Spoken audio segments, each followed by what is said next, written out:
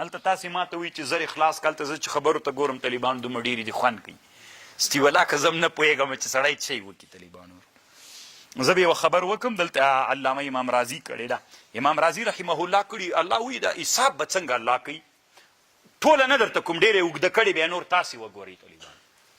اوس ګورئ طالبانو دومره ډېر انسانان دي که نه بیخي ډېر انسانان دي د ټولو انسانانو سره الله د حساب څنګه کوي په هر یوه خبره باندې حساب کوو. دا کله کېږي طالبانو داسې په اسانه باندې الله ته خو کېږي موږ ته نو خو موږ خو باید طالبانو لږ ځان پوه کړو په دې خبر باندې.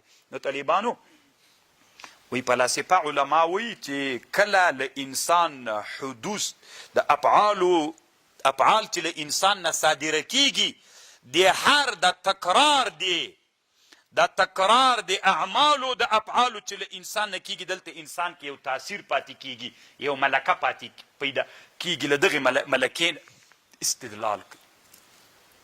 خبر انسان نه چې کله یو پیل لکه اوس ګوره چې واوره سوي ته له کوټې نه وځي معلومات کېږي سړي ته که نه اثار هلته موجود وي. نو طالبانو چې کوم افعال له سړي نه صادره کېږي طالبانو هلته د انسان دغه افعال چې څومره ډېر صادره کېږي په انسان کې یوه ملکه راسخه پیدا کېږي او آثار پیدا کېږي له آثارو نه استدلال کول کېږي.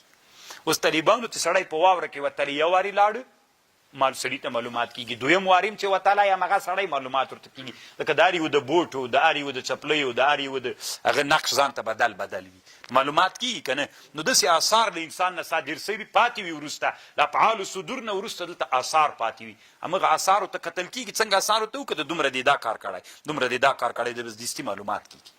خبر پوه شو خو دا یو ډېر علمي اوږد بحث کړی طالبانو ما تاسو ته لنډ ویلې.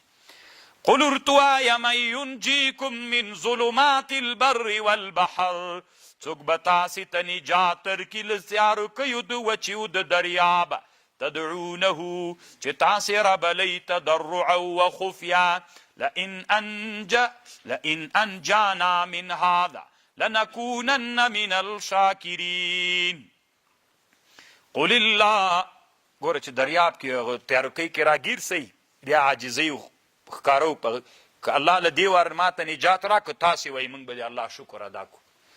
قل ارتویا الله ينجيكم منها ومن كل كرب او له هر غم ثم انتم تشركون.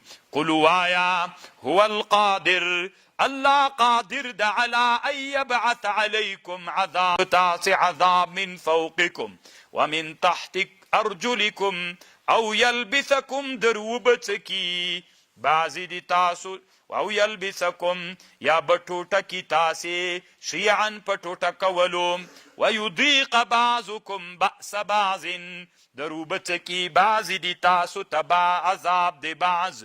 انظروا ګوره کیف نصرف الآیات لعلهم یفقهون.